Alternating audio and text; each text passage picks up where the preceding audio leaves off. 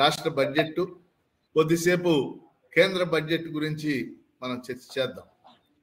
అయితే రెండు విషయాలు ముందు మీరు తెలుసుకోవాలి. ఒకటి, ఇది పూర్తి బడ్జెట్ కాదు. ఎప్పుడు కూడా ఎన్నికలకు ముందు ఓట్ ఆన్ అకౌంట్ బడ్జెట్ అంటారు. ఓట్ ఆన్ అకౌంట్ బడ్జెట్ అంటే బడ్జెట్ సంఖ్యలు అంతా ఆమోదించినప్పటికీ ఇది 4 నెలల ఖర్చుకు మాత్రమే అనుమతించే బడ్జెట్ అన్నమాట. 4 నెలల ఖర్చు చేసుకోవడానికి అనుమతించే బడ్జెట్. ఈ విధంగా ఎన్నికలకు ముందు వచ్చే బడ్జెట్ ని ఓట్ ఆన్ అకౌంట్ బడ్జెట్ అంటారు అనేది మీ దృష్టిలో పెడతారు. అందుకనే మొన్న ఫిబ్రవరి 1వ తారీఖున నిర్మలా సీతారామన్ ఆవిడ ఆర్థిక మంత్రి vote on budget account budget ప్రవేశపెట్టి, అలాగే ఆంధ్రప్రదేశ్కి సంబంధించిన బడ్జెట్ ని ఆర్థిక మంత్రి బుగ్గన రాజేంద్రనాథ్ రెడ్డి 7వ తారీఖున సమర్పించారు. మీరు అంతా కూడా చూశారు. కాబట్టి మొదటి అంశం ఏంటంటే ఇది పూర్తి స్థాయి బడ్జెట్ కాదు. పూర్తి స్థాయి బడ్జెట్ రేపు కొత్త గవర్నమెంట్లు ఏర్పడిన తర్వాత జూన్ జూలైలో పూర్తి స్థాయి బడ్జెట్ సమర్పిస్తారు. ఇది ఓట్ ఆన్ అకౌంట్ బడ్జెట్. ఇది ఒక అంశం మీ దృష్టిలో. రెండో అంశం ఏంటంటే మన కామ్రేడ్స్ అందరూ కూడా దృష్టిలో పెట్టుకోవాల్సింది, అభివృద్ధి అంటే ఏమిటి? ఇది మన స్పష్టమైనటువంటి అవగాహన కలిగి ఉండాలి. బడ్జెట్ గురించి తెలుసుకోబోయే ముందు అభివృద్ధి అంటే ఏమిటి అనేది మన స్పష్టమైన అవగాహన తెలుసుకుని ఉండాలి. ఒకప్పుడు సాంప్రదాయమైనటువంటి అర్థశాస్త్రంలో అభివృద్ధి అంటే ఆర్థికాభివృద్ధినే అభివృద్ధిగా పరిగణించేవాడు. ఆర్థికాభివృద్ధి అంటే జాతీయ ఆదాయం పెరగటం, తలసరి ఆదాయం పెరగటం, జీడిపి పెరగటం, ఇలాంటి వాటిని అభివృద్ధిగా చెప్తా ఉండేవాడు. కానీ మనందరి దృష్టిలో ఉండాల్సింది, గత 20-30 ఏళ్లుగా అభివృద్ధి నిర్వచనంలో చాలా మార్పులు వచ్చింది. ఒకటి, ఆర్థికాభివృద్ధి జరగాలి. ఇది ఆర్థికాభివృద్ధి జరగకపోతే ఏది సాధించలేము, ఎందుకంటే డబ్బులు కావాలి కదా. ఒకటి, ఆర్థికాభివృద్ధి జరగాలి, మొదటి అంశం. రెండోది ఏంటంటే మానవాభివృద్ధి జరగాలి. మానవాభివృద్ధి ఇంగ్లీష్లో మనం హ్యూమన్ డెవలప్మెంట్ అంట. హ్యూమన్ డెవలప్మెంట్ మీరు అందరూ చాలా మంది వినుంటారు. 1990లో మొట్టమొదటిసారిగా అమర్త్య సేన్, అలాగే అమర్త్య సేన్ తోడుగా పాకిస్తాన్ అర్థశాస్త్రవేత్త మహబూబ్ ఉల్ హక్ అని ఉండేవాడు. వాళ్ళిద్దరూ కూడా హ్యూమన్ డెవలప్మెంట్ రిపోర్ట్ని మొట్టమొదటిసారిగా తయారు చేశారు. అంటే మానవాభివృద్ధి నివేదికను మొట్టమొదటిసారి 1990లో తయారు చేశారు. అప్పటి నుంచి ప్రతి సంవత్సరం కూడా ప్రపంచ మానవాభివృద్ధి నివేదిక, భారతదేశ మానవాభివృద్ధి నివేదిక విడుదలవుతుంది. మానవాభివృద్ధిలో ఏమి లెక్కిస్తారు? మానవాభివృద్ధిలో ఒక దేశంలో లేక ఒక రాష్ట్రంలో ఉన్న అక్షరాస్యత, చదువు, ఆరోగ్యం, శిశు మరణాలు, కొనుగోలు శక్తి, పర్యావరణ, ఈ అంశాలన్నింటినీ తీసుకుని మనకి మానవాభివృద్ధిని లెక్కేస్తూ ఉంటారు. కాబట్టి వాళ్ళ అభివృద్ధిలో ఒక ఇంపార్టెంట్ పార్ట్ ఏంటంటే మానవాభివృద్ధి. ఉదాహరణకు భారతదేశం అంత సాధించాం ఎంత సాధించాం అని చెప్తున్నాం. ఇప్పుడు లేటెస్ట్ మానవాభివృద్ధిలో మీరు అందరూ వినుంటారు, 174 దేశాల్లో భారతదేశం 131వ స్థానంలో. మనకంటే శ్రీలంక ముందుంది. శ్రీలంక అందరూ దివాళా తీసిందని చెప్తూ ఉంటారు, కానీ శ్రీలంక మానవాభివృద్ధిలో ముందుంది. మనం మానవాభివృద్ధిలో 131వ స్థానంలో. అంటే అభివృద్ధిలో మానవాభివృద్ధి కూడా ముఖ్యమైన భాగం.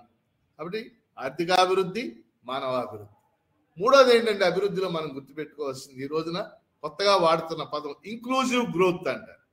ఇంక్లూజివ్ గ్రోత్ అంటే సమాజంలో దళితులు ఉన్నారు, గిరిజనులు ఉన్నారు, బీసీలు ఉన్నారు, మైనార్టీ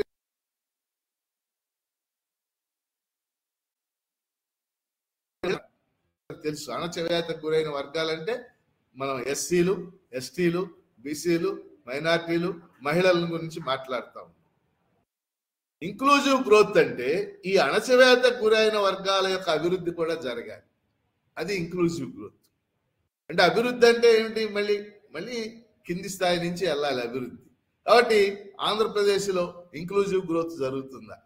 కాబట్టి 1 ఆర్థిక అభివృద్ధి, 2 మానవాభివృద్ధి, 3 ఇంక్లూజివ్ గ్రోత్, 4వది కూడా ఉంది. 4వది ఏంటంటే మనం ఇన్ఫ్రాస్ట్రక్చర్ అంటారు. ఇన్ఫ్రాస్ట్రక్చర్ అంటే మౌలిక వస్తువుల కల్పన. ఏ సమాజంలో అయినా సరే మౌలిక వస్తువుల కల్పన అంటే ఇప్పుడు ఉదాహరణకు రోడ్లు, ఉదాహరణకు వంతెనలు, లేకపోయినట్లయితే రైలు మార్గాలు, అట్లాగే పరిశ్రమలను నిర్మించడానికి కావలసినటువంటి విద్యుత్ శక్తి, వీటన్నిటినీ కలిపి ఇన్ఫ్రాస్ట్రక్చర్ అంటారు. కాబట్టి అభివృద్ధి కోణం అంటే ఇన్ని అంశాలు ఉండాలి. ఒకటి ఆర్థిక అభివృద్ధి, రెండు మానవాభివృద్ధి, మూడోది ఇంక్లూజివ్ గ్రోత్ అంటే అన్ని వర్గాల యొక్క అభివృద్ధి, నాలుగు ఇన్ఫ్రాస్ట్రక్చరల్ గ్రోత్. ఇన్ని రకాలుగా జరిగితేనే ఒక రాష్ట్రంలో కానీ ఒక దేశంలో కానీ నిజమైన అభివృద్ధి జరిగినట్టుగా మనం భావించవచ్చు అనేది మొట్టమొదట మన అందరి దృష్టిలో ఉండాల్సినటువంటి అంశం. ఈ రకంగా చూసినప్పుడు లేటెస్ట్ గా సమర్పించినటువంటి ఆంధ్రప్రదేశ్ బడ్జెట్ కు సంబంధించి మీ దృష్టికి ఒక 8 విషయాలు నేను తీసుకొస్తాను. వాస్తవంగా మొన్న శాసన మండలి సమావేశంలో కూడా మన PDF గ్రూప్ తరఫున నేనే మాట్లాడటం జరిగింది. ఆ రిపోర్ట్ అంతా కూడా మన పేపర్లో పూర్తిగా ఇవ్వలేదు, ఇచ్చుంటే బాగుండేది. మొత్తం ఇప్పుడు నేను మాట్లాడే ఎక్కువ పాయింట్స్ అక్కడ కూడా మాట్లాడటం అనేది జరిగింది.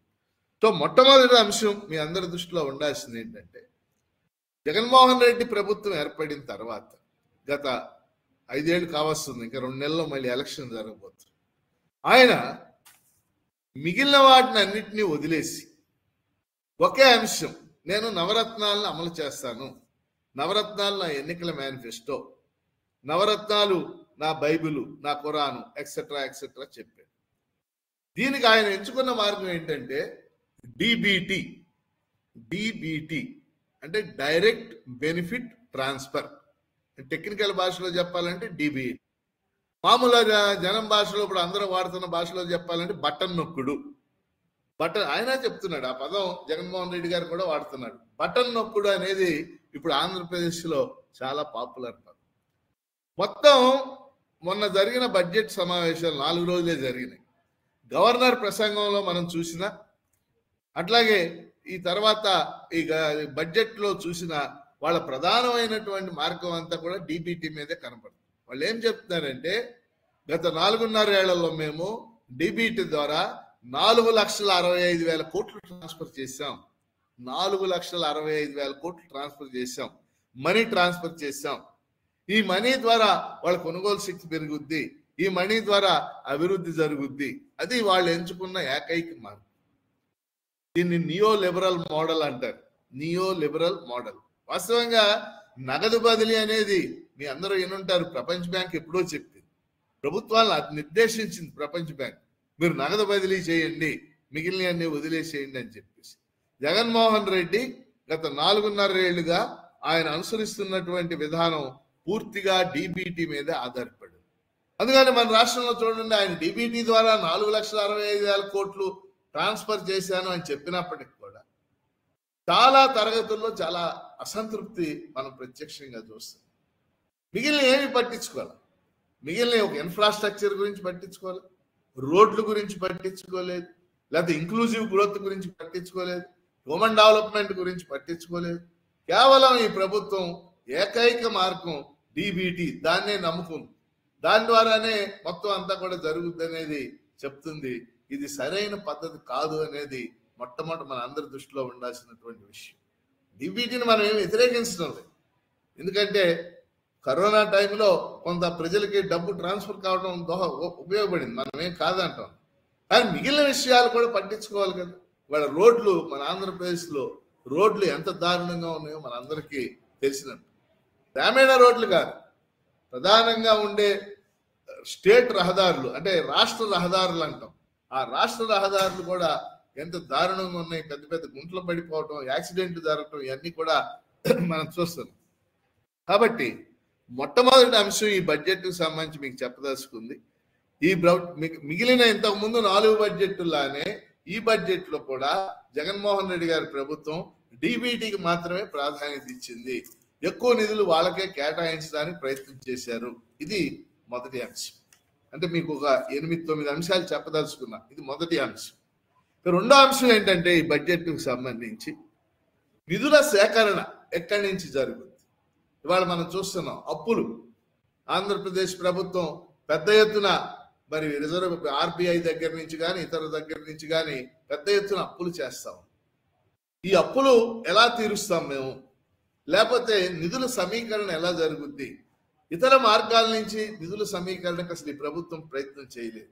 ముఖ్యంగా కేంద్రం నుంచి రాబట్టవలసినటువంటి నిధులు మీ అందరికీ తెలుసు, నరేంద్ర మోడీ ప్రభుత్వం అధికారంలోకి వచ్చాక జిఎస్టి అనేది ప్రవేశపెట్టింది, గూడ్స్ అండ్ సర్వీసెస్ ట్యాక్స్. వాస్తవంగా జిఎస్టి వచ్చిన తర్వాత రాష్ట్రాలు ఇప్పటికీ 3 లక్షల కోట్లు నష్టపోయాయి. అంటే రాష్ట్రాలకు రావాల్సినటువంటి పన్నులు కేంద్రానికే వెళ్ళిపోతారు. 3 లక్షల కోట్లు. మన ఆంధ్రప్రదేశ్కి సంబంధించి సుమారు 35,000 కోట్లు నష్టపోయింది. అంటే ఈ నిధులు కేంద్రం నుంచి ఎలా రాబట్టాలి, ఇతర మార్గాల నుంచి ఎలా రాబట్టాలి, ఇది ఏమీ లేకుండానే ఈ ప్రభుత్వం పెద్ద ఎత్తున అప్పులు చేసుకుంటా వెళ్ళిపోతుంది. భవిష్యత్తులో ఈ అప్పులు చాలా ఇబ్బందికరంగా, ప్రభుత్వం ఏదైనా కావచ్చు, ఇబ్బందికరంగా మారే పరిస్థితి ఉంటుంది. ఇది మీ దృష్టికి తేదలుచుకున్న రెండో అంశం. మొదటిది డిబిటీ, 2 అప్పులు. మూడోది చాలా ముఖ్యమైన అంశం. ఈ బడ్జెట్ ప్రసంగంలో ఆర్థిక మంత్రి చేసినటువంటి ప్రసంగంలో ఒక పేజీ ఆయన దేనికి కేటాయించాడు? కేంద్ర రాష్ట్ర సంబంధాలు, విభజన సమస్యల పరిష్కారం అనేటటువంటి అంశానికి కేటాయించాడు. ఇది చాలా దారుణమైనటువంటి పేర. ఈ బడ్జెట్లో ఆ పేరాలో ఆయన ఏం రాశాడంటే, కేంద్ర రాష్ట్ర సంబంధాలు, విభజన సమస్యల పరిష్కారం. అంటే ఏంటి? కేంద్ర రాష్ట్ర సంబంధాలు చాలా సజావుగా ఉన్నాయి. నరేంద్ర మోడీ ప్రభుత్వంతో మా సంబంధాలు చాలా సజావుగా ఉన్నాయి. దీనికి ఒక కారణం ఏంటంటే విభజన సమస్యలన్నీ పరిష్కారం అయినాయి. అది ఆయన రాసినటువంటి పేర. నేను శాసనమండలిలో మాట్లాడేటప్పుడు కూడా దీని మీద గట్టి విమర్శ చేయటం జరిగింది. విభజన సమస్యల పరిష్కారం, విభజన సమస్యలు అంటే ఏంటి? 2014లో ఆంధ్రప్రదేశ్ రాష్ట్రం విడిపోయినప్పుడు ఆంధ్రప్రదేశ్ విభజన చట్టం అని చేయబడేది. ఆ చట్టం ద్వారా రాష్ట్రం విడిపోయింది, తెలంగాణ ఆంధ్రాకి విడిపోయింది. ఆ చట్టం ద్వారా, ఆ చట్టంలో మనకు అనేక హామీలు ఇచ్చారు. ఏమిటా హామీలు? రాజధాని నిర్మాణానికి మేము సహాయం చేస్తాం, 7 వెనుకబడిన జిల్లాల అభివృద్ధికి మేము నిధులు అందిస్తాం. ఉత్తరాంధ్రలో 3 జిల్లాలు, రాయలసీమలో 4 జిల్లాలని వెనుకబడిన జిల్లాలకు గుర్తించింది ఈ చట్టం. ఆ 7 జిల్లాలకి మేము బుందేల్ఖండ్ తరహా ప్యాకేజీ అందిస్తాం. కడపలో ఉక్కు కర్మాగారాన్ని నిర్మిస్తాం, రామాయపట్నంలో వాడరేవుని నిర్మిస్తాం, విశాఖపట్నంలో రైల్వే జోన్ నిర్మిస్తాం, 12 జాతీయ విద్యా సంస్థలు ఏర్పాటు చేస్తాం. ఇంకా చాలా, పోలవరం జాతీయ ప్రాజెక్టుగా నిర్మించి మేమే దాన్ని నిర్మిస్తాం. ఇవన్నీ కూడా అక్కడ ఇచ్చినటువంటి హామీ. నిజంగా ఇప్పుడు ఇది వింటున్న వాళ్ళు, ఈ జూమ్ మీటింగ్ వింటున్న వాళ్ళు, మీరు కూడా ఆలోచించారు. ఏమిచ్చారు ఇందులో? మనకి 7 వెనుకబడిన జిల్లాలకి 1150 కోట్లు ఇచ్చారు. కానీ ప్రకటించింది ఏంటి? బుందేల్ఖండ్ తరహా ప్యాకేజ్ అంటే 24,500 కోట్లు రావాలి. రాలా. కడపలో ఉక్కు కర్మాగారం రాలా, విశాఖపట్నంలో రైల్వే జోన్ రాలా, మనందరికీ తెలుసు. అట్లనే మనకి రామాయపట్నంలో వాడరేవు వాళ్ళు చెప్పింది ప్రభుత్వ రంగంలో నిర్మించాలి, అది రాలా. ఏమిటి వాళ్ళు చేసినటువంటిది? కానీ ఈయన బుగ్గన రాజేంద్రనాథ్ రెడ్డి ఆ బడ్జెట్ స్పీచ్ లో విభజన సమస్యలు చాలా వరకు పరిష్కారం అయిపోయినాయి, మాకు 1150 కోట్లు వెనుకబడిన జిల్లాలకు ఇచ్చారు. 1150 కోట్లు ఈయన హయాంలో ఇవ్వాల, 2016, 17, 18లోనే 1150 కోట్లు ఇచ్చారు. అట్లాగే మాకు విభజన చట్టం అమల్లోకి వచ్చినప్పుడు కొంత పరిహారం ఇవ్వాలి, అది ఒక 10,000 కోట్లు ఇచ్చారు, అది ఇదని చెప్పుకొచ్చారు. కాబట్టి మనం చాలా స్పష్టంగా విభజన సమస్యల పరిష్కారం జరగలేదు, ఆంధ్రప్రదేశ్కి అన్యాయం జరిగింది, నరేంద్ర మోడీ ప్రభుత్వం పూర్తి అన్యాయం చేసింది. దీన్ని ఈ రాష్ట్ర ప్రభుత్వం ప్రజెంట్ చేయడంలో బడ్జెట్ లో కూడా ఫెయిల్ అయింది. ఇది మీ దృష్టికి తేదాల్చుకున్నటువంటి మూడో అంశం. నేను ఇప్పుడు 4 అంశాలు చెప్పాను మీకు. ఒకటి, అభివృద్ధి అంటే ఏమిటి మన దృష్టిలో ఉండాలి. 2, డిబిటీ. మూడవది విభజన హామీలకు సంబంధించినటువంటి అంశాలు. 4, అప్పులు, రుణాలు చేయటం. 4. ఇక 5వ అంశం దృష్టికి వస్తుంది. 5వ అంశం, ఆర్థిక వ్యవస్థలో ఎవరమైనా మాట్లాడేది, మీరందరూ ఇది వింటున్న వాళ్ళు గుర్తుపెట్టుకోండి. ఆర్థిక వ్యవస్థ అంటే 3 రంగాలు: ప్రాథమిక రంగం వ్యవసాయ రంగం, ద్వితీయ రంగం పరిశ్రమల రంగం, తృతీయ రంగం సేవల రంగం. వ్యవసాయ రంగానికి సంబంధించి చూసినప్పుడు చాలా బ్రహ్మాండంగా చేశామని రాష్ట్ర ప్రభుత్వం చెప్తుంది. ముఖ్యంగా రైతు భరోసా కేంద్రాలు ఏర్పాటు చేశామని చెప్తుంది. అలాగే రైతు భరోసా కింద మేము రైతులకు 13,000 ఇలా ట్రాన్స్ఫర్ చేశామని చెప్తుంది. చాలా స్పష్టంగా 3 అంశాలు మనం గుర్తుపెట్టుకోవాల్సింది.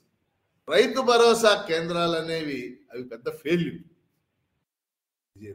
గ్రామానికి ఒక రైతు భరోసా కేంద్రం పెట్టారు, కానీ రైతు భరోసా కేంద్రాలు ఏ పర్పస్కి అయితే నేను పెట్టారో ఆ పర్పస్ పూర్తి ఫెయిల్యూర్. అవి పూర్తి వాణిజ్య కేంద్రాలుగా, ప్రైవేట్ సంస్థలకు ఉపయోగపడే కేంద్రాలుగా మారిపోయింది. కానీ వాడు రైతు భరోసా కేంద్రాలు పెద్ద సక్సెస్ అయినాయి అని వాళ్ళు చెప్పుకోవడం జరిగింది.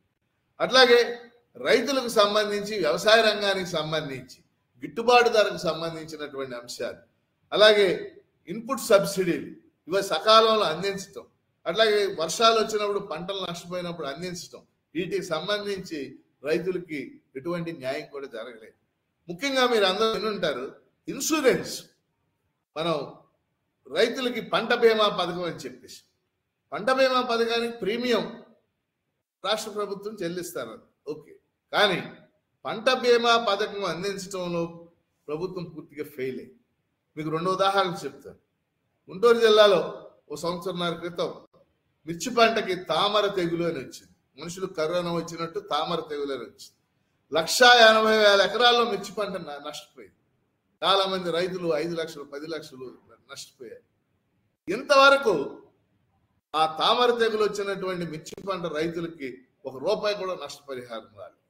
దానికి ఏవేవో టెక్నికల్ రీజన్స్ అవి ఇవి అన్ని కూడా చెప్తా ఉన్నారు. అందుకని రైతులకు సంబంధించిన పంట బీమాకు సంబంధించి కానీ, రైతు భరోసా కేంద్రాలు కానీ, రైతు భరోసా కానీ, వీటన్నిటిలో రైతులకు పెద్ద న్యాయం చేయటం. వీటన్నిటికంటే ముఖ్యమైన విషయం ఉంటుంది, కౌలు రైతులు. కౌలు రైతులకి ఈ ప్రభుత్వం పూర్తి అన్యాయం చేస్తుంది. ఒకటే 2 రకాల అన్యాయం. జగన్మోహన్ రెడ్డి ప్రభుత్వం వచ్చిన తర్వాత కౌలు రైతుల చట్టం చేసింది. అంతకు ముందు ఉన్న చట్టాన్ని రద్దు చేసి CCRC కార్డులు ఇచ్చి దాని ఆధారంగా రుణాలు ఇస్తామని చెప్పి రాష్ట్రంలో 2.5 లక్షల మంది పైగా కౌలు రైతులు ఉంటే, రాష్ట్రంలో దాదాపు 25 లక్షల మంది కౌలు రైతులు ఉన్నారు. గుంటూరు జిల్లాలోనే 2,50,000 మంది కౌలు రైతులు ఉన్నారు. 25 లక్షల మంది కౌలు రైతులు ఉంటే ఏనాడు 2-3 లక్షల మందికి మించి కార్డులు ఇవ్వలేదు. ఆ కార్డులు ఇచ్చిన వాళ్ళలో కూడా 50% కూడా రుణాలు ఇవ్వలేదు. ఇదొక అన్యాయం. రెండోది, ఆ చట్టంలో ఉన్న రెండో అన్యాయం ఏంటంటే, కౌలు రైతులకు సంబంధించి వాళ్ళు చేసిన చట్టంలో జగన్మోహన్ రెడ్డి ప్రభుత్వం కౌలు రైతులకు కూడా రైతు భరోసా ఇస్తాం కానీ ఎవరికి ఇస్తాం? SC, ST, BC మైనార్టీ రైతులకు మాత్రమే ఇస్తామని ఆ చట్టంలో పెట్టారు. అంటే కౌలు రైతుల్లో ఉండే OC రైతులకి రైతు భరోసా రానటువంటి పరిస్థితి. అందుకని ఈరోజు వ్యవసాయ రంగానికి సంబంధించి ఈ ప్రభుత్వం చేసేటటువంటి నిర్ణయాలు సక్రమంగా లేవు. ఈ బడ్జెట్ లో కూడా వాటి గురించే మరి రిఫ్లెక్ట్ చేయడం జరిగింది. ఇది మీ దృష్టికి తెచ్చేటటువంటి 4వ అంశం. 5వ అంశం చాలా ముఖ్యమైనది. అది ఇరిగేషన్, నీటిపారుదల రంగం చాలా ముఖ్యమైనటువంటి రంగం. వాళ్ళ తండ్రి గారు ఆయన రాజశేఖర రెడ్డి గారు ఉన్నప్పుడు జలయజ్ఞం పేరుతో కొంత అవినీతి జరిగినప్పటికీ కొన్ని ప్రాజెక్టులైనా పూర్తి చేయడానికి ఆయన ప్రయత్నం చేశారు. ఉదాహరణకు పులిచింతలు లాంటి ప్రాజెక్ట్స్. కానీ ఈ ప్రభుత్వం ఇరిగేషన్ ని పూర్తిగా నెగ్లెక్ట్ చేసి, పూర్తిగా అంటే పూర్తిగా మీకు ఉదాహరణ చెప్తాను తర్వాత. ఇవాళ ఉత్తరాంధ్ర చూస్తున్నాం. ఉత్తరాంధ్ర స్రవంతికి సంబంధించి కానీ, వంశధారకు సంబంధించి కానీ, వీటన్నిటికంటే ముఖ్యం ప్రకాశం జిల్లాలో వెలిగొండ ప్రాజెక్ట్. ఒక 1000 కోట్లు కేటాయిస్తే వెలిగొండ ప్రాజెక్టు ద్వారా 3-4 లక్షల ఎకరాలకు నీళ్లు వస్తాయి. 200-300 గ్రామాలకు మంచినీళ్ళు వస్తాయి. వెలిగొండ ప్రాజెక్టుకి నిధులు లేవు. అట్లాగే మనకి రాయలసీమ ప్రాంతంలో గాలేరు నగర్ కానీ, అంద్రి నీవా కానీ, వీటేటికి కూడా డబ్బులు లేనటువంటి పరిస్థితి. డబ్బులన్నీ బటన్ నొక్కడే. ఇరిగేషన్ ని పూర్తిగా నిర్లక్ష్యం చేసేసారు. ఒక ఉదాహరణ మీకు చెప్పదలుచుకుంది ఏంటంటే, మొన్న నేను ఇరిగేషన్ మీద ఒక ప్రశ్న వేసినప్పుడు ఇరిగేషన్ మంత్రి అంబటి రాంబాబు గారు ఒక సమాధానం చెప్పారు. ఏమిటంటే, గత 4 ఏళ్లలో ఇరిగేషన్ ప్రాజెక్టులకి బడ్జెట్ ద్వారా మీరు ఎంత కేటాయించారు అడిగిన ప్రశ్న. 62,000 కోట్లు కేటాయించారు. 62,000 కోట్లు ఈ 4 years. ఎంత ఖర్చు చేశారు? 62,000 కోట్లు కేటాయించి 32,000 కోట్లు ఖర్చు చేశారు. అంటే కేటాయించిన డబ్బే తక్కువ. 62,000 కోట్లు 4 ఏళ్ళకి. అందులో కూడా వాళ్ళు ఖర్చు చేసింది ఎంత? కేవలం 32,000 కోట్లు. అంటే సగం కూడా ఖర్చు చేయనటువంటి పరిస్థితి. అందుకని ఈరోజు ఇరిగేషన్ ఎక్కడిదక్కడ ఉండిపోయి ఏమీ ముందుకు వెళ్ళలేదు. చిన్న వాటికి కూడా చిన్నవి. నేను మొన్న ప్రకాశం జిల్లాలో వైవి సుబ్బారెడ్డి వాళ్ళ ఊరు కొరిసిపాడు అని చెప్పేసి ఉంది. కొరిసిపాడు మనకి మేదరమెట్ల, రావినవతల ఈ ప్రాంతాలు.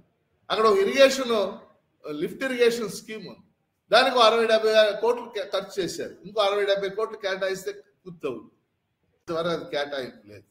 మన గుంటూరు జిల్లాలో వరికిపూడి సెల అని చెప్పేసి ఎప్పటి నుంచో ఉన్నటువంటి ఒక లిఫ్ట్ ఇరిగేషన్ స్కీమ్. ఇవాళ వరికిపూడి సెలకి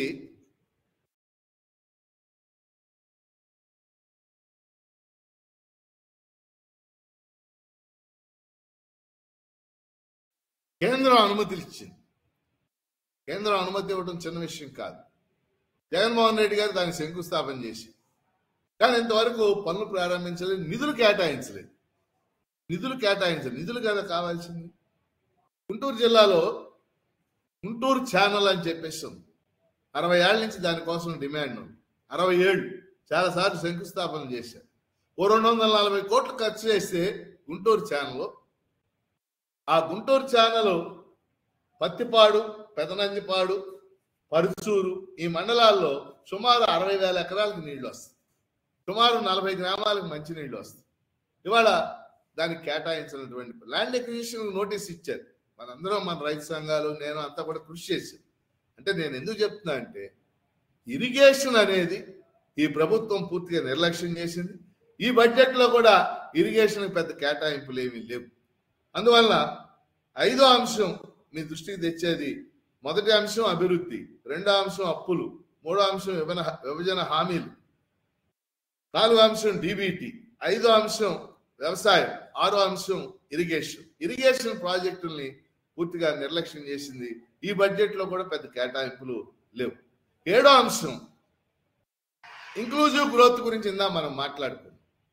ఎస్సీలు, ఎస్టీలు. వాస్తవంగా మీ అందరు ఈ క్లాస్ వింటున్న వాళ్ళందరికీ తెలిసి ఉంటుంది. ఎస్సీ ఎస్టీ సబ్ ప్లాన్ చట్టం అని చెప్పేసి, ఎస్సీ ఎస్టీ సబ్ ప్లాన్ చట్టం. వాస్తవంగా ఎస్సీ ఎస్టీల సబ్ ప్లాన్కి చట్టబద్ధత కల్పించాలని ఆ రోజుల్లో 2012-11 ఆ ప్రాంతాల్లో ఉద్యమం చేసింది ప్రధానంగా మన పార్టీ. బివి రాఘవ్ గారు ఆమరణ నిరాహారదీక్ష చేశారు. 2013లో ఎస్సీ ఎస్టీ సబ్ ప్లాన్ చట్టం చేయబడింది. మొన్న 2023లో ఈ చట్టాన్ని మళ్ళీ 10 ఏళ్ళు పొడిగిస్తూ చట్టం చేశారు. ఎస్సీ ఎస్టీ సబ్ ప్లాన్ చట్టం అంటే ఏంటి? ఇప్పుడు ఆంధ్రప్రదేశ్లో ఎస్సీ జనాభా సుమారు 17% ఉంది. 17. ఎస్టీ జనాభా సుమారు 6.9% ఉంది. 17 అనుకుందాం, 24%.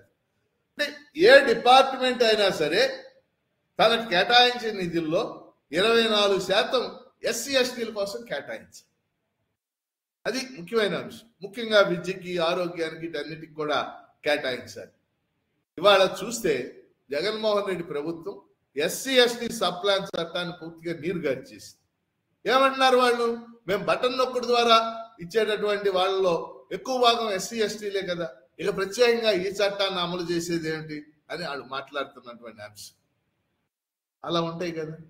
ఇప్పుడు ఎస్సీ ఎస్టీ సబ్ ప్లాన్ ఉందనుకోండి, దాని ద్వారా సాంఘిక సంక్షేమ గురుకుల పాఠశాలలు నూతనంగా ఇవ్వచ్చు, లేకపోతే గిరిజన సంక్షేమ గురుకుల పాఠశాలను ఇవ్వచ్చు, లేకపోతే పోటీ పరీక్షల నిర్వహణకి అంబేద్కర్ స్టడీ సర్కిల్స్ పెట్టవచ్చు.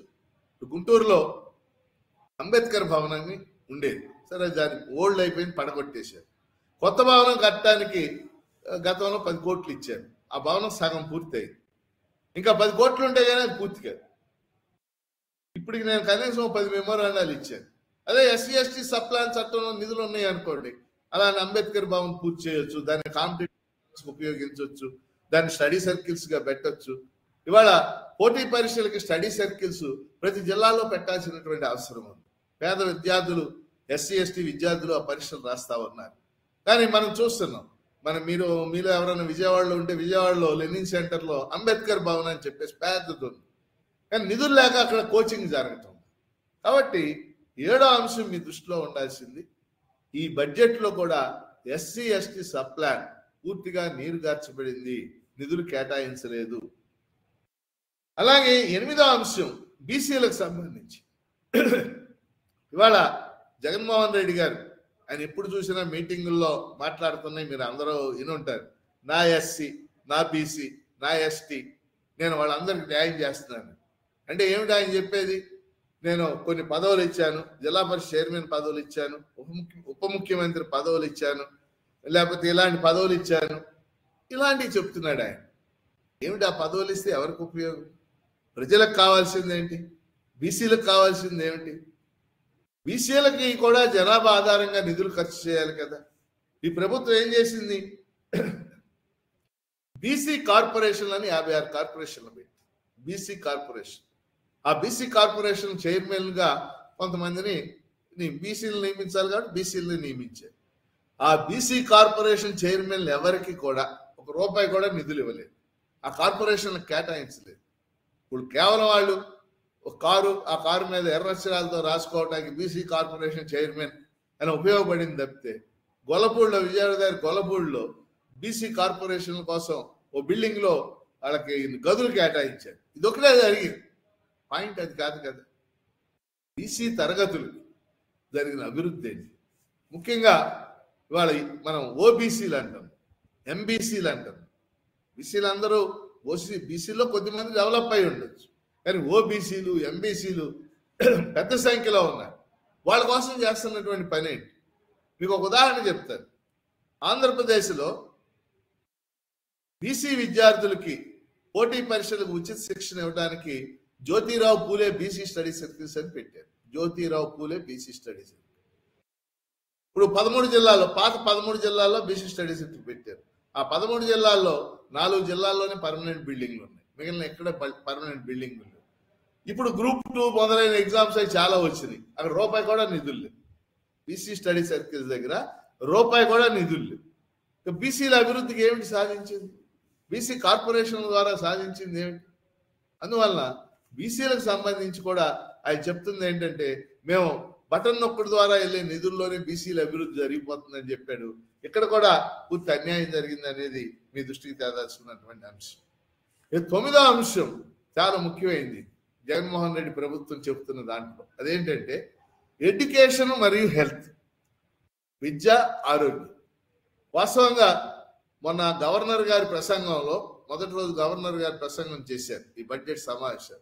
గవర్నర్ గారి ప్రసంగం 38 పేజీలు ఉంది. ఆ 38 పేజీల్లో 10 పేజీలు విద్య గురించే రాశారు. మేము పాఠశాల విద్యలో విప్లవాత్మకమైనటువంటి మార్పు తెచ్చాం, నాడు నేడు అమలు చేశాం, జగనన్న విద్యాకానికి ఇచ్చాం, ఇంకేదో జగనన్న గోరుముద్ద ఇచ్చాం. ఇవన్నీ కూడా చాలా రాసుకుంటా వచ్చాం. చాలా ఖర్చు చేస్తున్నాం. అలాగే అమ్మఒడి అనేటటువంటి స్కీమ్ని మనం అమలు చేస్తున్నాం, అది ఇది అని చెప్పేసి ఒక 5-6 పాయింట్లు దాదాపు 10 పేజీలు రాసి. కానీ సమస్య ఏంటి? మరి ఇన్ని చేసినప్పుడు ప్రభుత్వ పాఠశాలలు ఎంతవరకు అభివృద్ధి చెందినాయి? ప్రభుత్వ పాఠశాలలో ఉన్నటువంటి పిల్లలు గత 3-4 సంవత్సరాలుగా కరోనా తర్వాత దాదాపు 4-5 లక్షల మంది ప్రైవేట్ పాఠశాలకు ఎందుకు వెళ్ళిపోయారు? అంటే పాఠశాలలకి కొన్ని మౌలిక వసతులు కల్పించిన మాట వాస్తవం. తరగతి గదులు కానీ, లేదా బ్లాక్ బోర్డ్స్ కానీ, ఈ నాడు నేడు పేరు. కానీ అది ఒక్కటి సరిపోదు కదా. ఏం చేసింది ప్రభుత్వం పాఠశాల విద్యకు సంబంధించి? ప్రభుత్వ పాఠశాలలు నిర్వీర్యం అయిపోయే పరిస్థితులు కల్పించింది. ఉదాహరణకి 3, 4, 5 తరగతులని ప్రాథమిక పాఠశాలల నుంచి హై స్కూల్కి తరలించేసి, చాలా దూరంగా తరలించేసి, దీనివల్ల దాదాపు 12,000 స్కూల్స్ సింగిల్ టీచర్ స్కూల్స్గా మారి, సింగిల్ టీచర్ స్కూల్స్ ఇవాళ పరిస్థితి వచ్చేసింది. అలాగే జీవో నెంబర్ 117 అని చెప్పేసి తీసుకొచ్చి ఉపాధ్యాయుల్ని రేషనలైజ్ చేసి ఉపాధ్యాయుల సంఖ్యను గణనీయంగా తగ్గించేసి, ఉపాధ్యాయులు లేకుండా బోధన ఎవరు చేస్తారు? నువ్వు రంగులు వేయొచ్చు, గోడలు కట్టవచ్చు, గదులు కట్టవచ్చు, కానీ ఉపాధ్యాయుడు కావాలి కదా. వాళ్ళు ఉపాధ్యాయులు లేరు. ఈ క్లాస్ వింటున్న వాళ్ళకి ఒకటి చెప్తున్నాను, ఇంతవరకు నేను దాదాపు 2007 నుంచి ఎమ్మెల్సీగా ఉన్నాను. ఒక్క డిఎస్సి కూడా ఇవ్వని ప్రభుత్వం ఇది. ఒక్క డిఎస్సీలు మనం చూస్తాం కదా, 15,000 పోస్టులు. ఇప్పుడు రాజశేఖర రెడ్డి ఉన్నప్పుడు డిఎస్సి వేసాడు, మెగా డిఎస్సి అంటే అది 52,000 పోస్టులతో వేసాడు, 2008 డిఎస్సి అని. ఈ ప్రభుత్వం ఒక డిఎస్సి ఇవ్వాల. మన శాసన మండలిలో దెబ్బలాడి ఘర్షణ పడి, ముఖ్యంగా మన పీడిఎఫ్ ఎమ్మెల్సీలు ఇదంతా గొడవ చేసి బొత్స సత్యనారాయణ గారిని రాసి రంపాన్ని పెట్టాం. ఇవన్నీ చేశాక ఇప్పుడు ఎట్టకేలకు 6,100 పోస్టులు ఉన్నాయి ఖాళీ అని ఇప్పుడు నోటిఫికేషన్ ఇచ్చారు. మీరు చూసారు. ఎవరు కూడా సంతృప్తిగా లేరు దాని పట్ల. వాస్తవంగా రాష్ట్రంలో 20,000కు పైగా ఉపాధ్యాయ పోస్టులు ఖాళీగా, 20,000కు పైగా ఉపాధ్యాయ పోస్టులు ఖాళీగా. అందుకని ఇవాళ ఉపాధ్యాయ పోస్టులు భర్తీ చేయకుండా 3, 4, 5 తరగతులు తరలించి జీవో నెంబర్ 117 అమలు చేస్తూ చేసి మేము విద్యారంగం బ్రహ్మాండంగా ఉందని చెప్తున్నామని ఏమి సంబంధించి. పైగా ఆయన ఏం చేస్తున్నాడు, పేదవాళ్ళను రెచ్చగొట్టడానికి. నేను ఇంగ్లీష్ మీడియం పెడితే వీళ్ళంతా వ్యతిరేకిస్తారు, వాళ్ళందరి పిల్లలు ఎక్కడ చదివారు, వీళ్ళందరి పిల్లలు ఎక్కడ చదివారు. ఇప్పుడు లేటెస్ట్గా మీరు అందరూ వినుంటారు, స్టేట్ సిలబస్ ఉండేది. All of A sudden Jaganmohan Reddy గారు నేను సిబిఎస్ఈ ఇంట్రడ్యూస్ చేస్తాను. సిబిఎస్ఈ అంటే సెంట్రల్ సిలబస్. సరే, అదొక కొంత చేశారు. ఇప్పుడు లేటెస్ట్గా మీరు ఈ వారం మీరు అందరూ వినుంటారు, ఐబీ అంటే ఇంటర్నేషనల్ సిలబస్ అని. ఇప్పుడు ఐబీ సిలబస్ పెడతాం, ప్రపంచ స్థాయి గ్లోబల్ పౌరులను తయారు చేస్తామని చెప్తున్నారు. మనం ఎవరం కూడా గ్లోబల్ పౌరులు తయారు చేయడానికి వ్యతిరేకం కాదు. అందరూ అవకాశాల కోసం వెళ్తా ఉంటారు. కానీ అనుసరించే పద్ధతులు ఏమిటి, విధానాలు ఏమిటి, ప్రభుత్వ పాఠశాలలు నిర్వీర్యమైపోయేటటువంటి పరిస్థితులు అనుసరిస్తున్నారు. దాన్ని మనం వ్యతిరేకిస్తా ఉన్నాం. మనం కూడా నేను శాసనమండలిలో దీని మీద చాలాసేపు మాట్లాడటం అనేది జరిగింది. అందుకని ఈరోజు విద్యా ఆరోగ్య రంగాలకు సంబంధించి కూడా ప్రభుత్వం చేస్తున్న దానికంటే కూడా ఎక్కువ ప్రచారం దాని మీద చేయటం ఇదంతా కూడా మనం చూస్తా ఉన్నాం. అందుకని ఈరోజు మనం ఈ బడ్జెట్, రాష్ట్ర ప్రభుత్వం ప్రతిపాదించినటువంటి బడ్జెట్ ఇంకా కొన్ని ప్రధానమైనటువంటి అంశాలు ఉన్నాయి, మీ అందరికి తెలిసినవే. పారిశ్రామిక రంగానికి సంబంధించి ఈ ప్రభుత్వం ఒక భాగస్వామ్య సదస్సు పెట్టింది విశాఖపట్నం.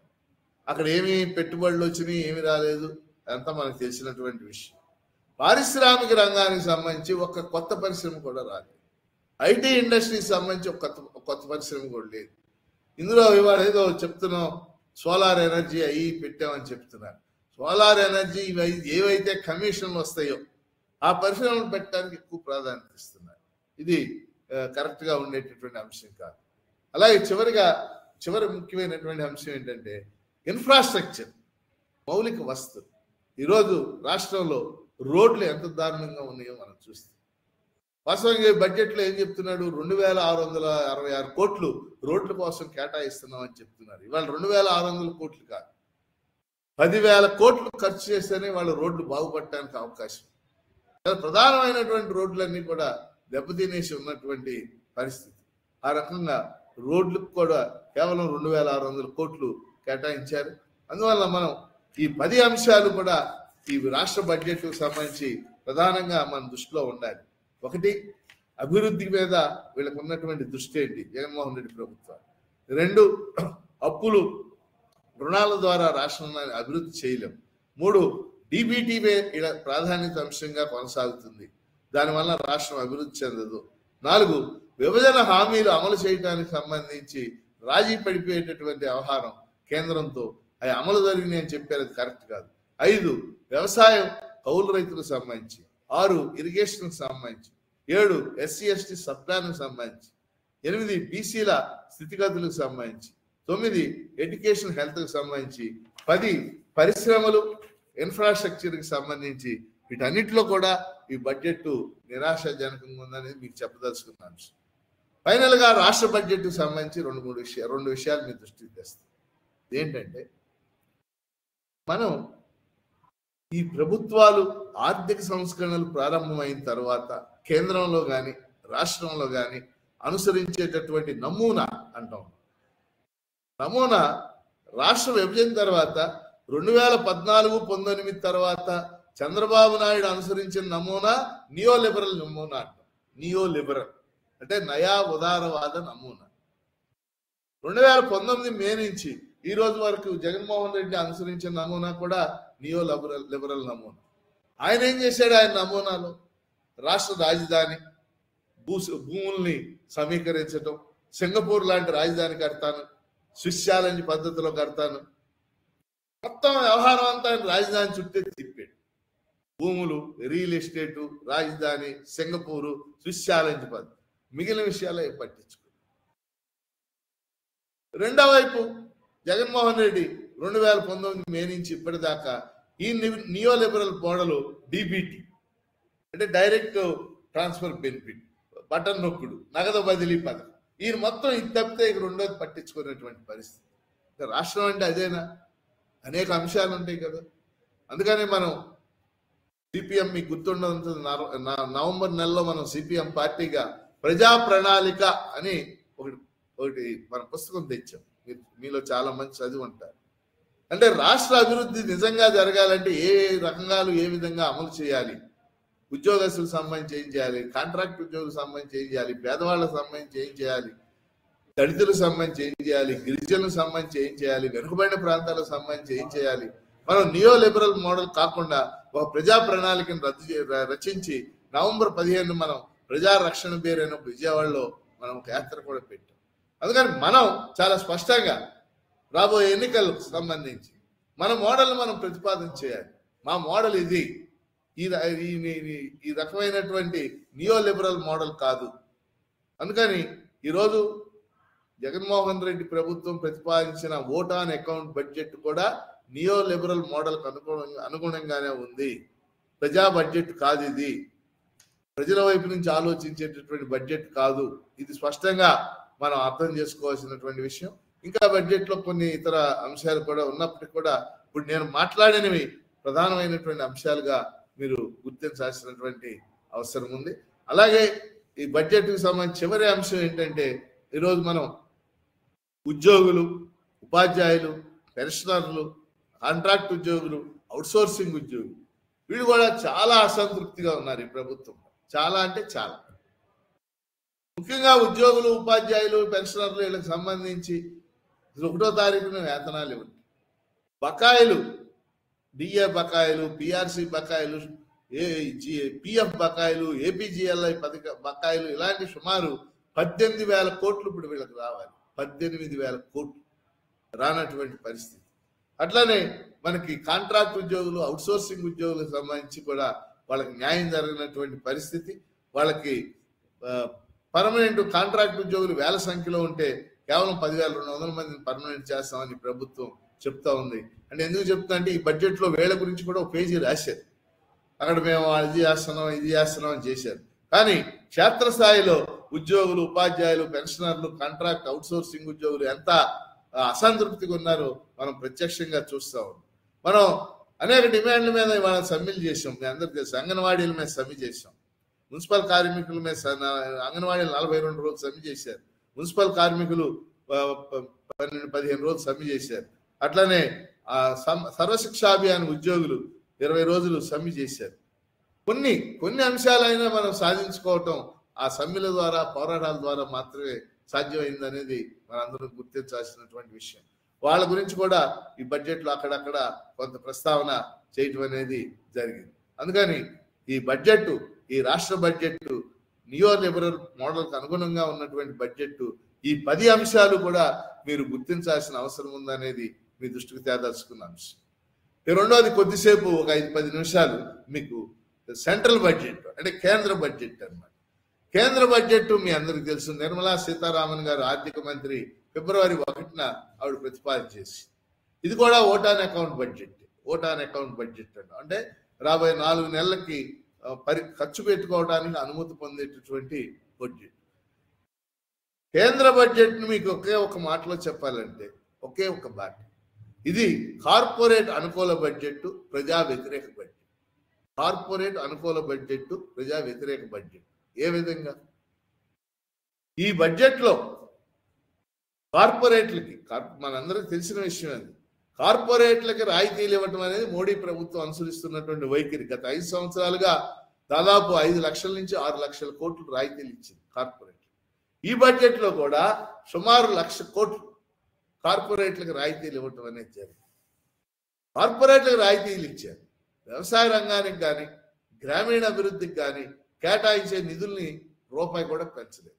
మామూలుగా ఓ 10%, 15% గత బడ్జెట్ కంటే హైక్ చేస్తూ ఉండాలి వ్యవసాయ రంగానికి, గ్రామీణ అభివృద్ధి. అది పూర్తిగా అదే విధంగా కంటిన్యూ చేసి, అలాగే జాతీయ గ్రామీణ ఉపాధి హామీ పథకం, మనం నరేగా అంటాం, మీ అందరికీ తెలుసు. జాతీయ గ్రామీణ ఉపాధి హామీ పథకం ఒక ముఖ్యమైనటువంటి పథకం, మన అందరికీ తెలుసు. ఆ పథకం మనం ఎన్నో ఉద్యమాలు చేసి ఆ రోజు 2005లో యూపీఏ గవర్నమెంట్ చేసింది. ఇవాళ మన వామపక్ష పార్టీల ఒత్తిడి వల్ల అది ఆ రోజు చేయటం అనేది జరిగింది. వాళ్ళ జాతీయ గ్రామీణ ఉపాధి హామీ పథకం అనేది గ్రామీణ ప్రాంతాల్లో కొంతైనా ఉపాధి కల్పించడానికి ఉపయోగపడే పథకం. మనం వాస్తవంగా ఈరోజు మనం చేస్తున్నటువంటి డిమాండ్ ఏంటంటే మన సంఘాలు కానీ మన పార్టీ కానీ పట్టణ ఉపాధి పథకాన్ని కూడా జాతీయ గ్రామీణ ఉపాధి హామీ పథకం లాగా అర్బన్ ఏరియాస్ కూడా పథకాన్ని తీసుకురావాలనేది వాస్తవంగా మనం డిమాండ్ చేస్తాం. కానీ గత బడ్జెట్లో ఈ దుర్మార్గంగా కేంద్ర ప్రభుత్వం అంతకుముందు జాతీయ గ్రామీణ ఉపాధి హామీ పథకానికి 90,000 కోట్లు కేటాయింపు ఉంటే దాన్ని మన బడ్జెట్లో 60,000 కోట్లు తగ్గించేసి ఈ బడ్జెట్లో కూడా దాన్ని ఏం పెంచకుండా 60,000 కోట్లని ఆ విధంగా కంటిన్యూ చేయటం జరిగింది. అట్లానే పన్నులకు సంబంధించి కూడా మనకి ట్యాక్సెస్ వేయినట్టు కనపడుతుంది. కానీ జిఎస్టికి సంబంధించి మీ అందరికీ తెలుసు, కేంద్ర ప్రభుత్వానికి ఎక్కువ వచ్చే ఆదాయం జిఎస్టి. ఆ జిఎస్టి భారాలు పెరిగే విధంగా అనేక ప్రతిపాదనలు పరోక్షంగా ఈ బడ్జెట్లో ఉన్నాయి. అట్లాగే income tax slabs income tax slabs అంటే ఆదాయ పన్ను, ఈ ఉద్యోగస్తులు మధ్యతరగతి వాళ్ళు ఇన్కమ్ ట్యాక్స్ స్లాబ్స్ వాళ్ళకి ఇంకా ఎక్కువ వాళ్ళకి ఇన్కమ్ ట్యాక్స్ రాయితీలు వచ్చేలాగా ఉండాలని కోరుకుంటారు. కానీ ఈ బడ్జెట్లో ₹1 కూడా మార్చలేదు. చాలా అసంతృప్తి ఆ మధ్యతరగతి వర్గాలన్నీ కూడా చెందటం అనేది జరిగింది. అందుకని ఈ బడ్జెట్ ఒకటి వ్యవసాయ రంగానికి గ్రామీణ అభివృద్ధికి అనుకూలంగా లేదు. 2 జాతీయ గ్రామీణ ఉపాధి హామీ పథకాన్ని అది విస్తరింపజేసేదిగా లేదు. 3 ఉపాధి కల్పన.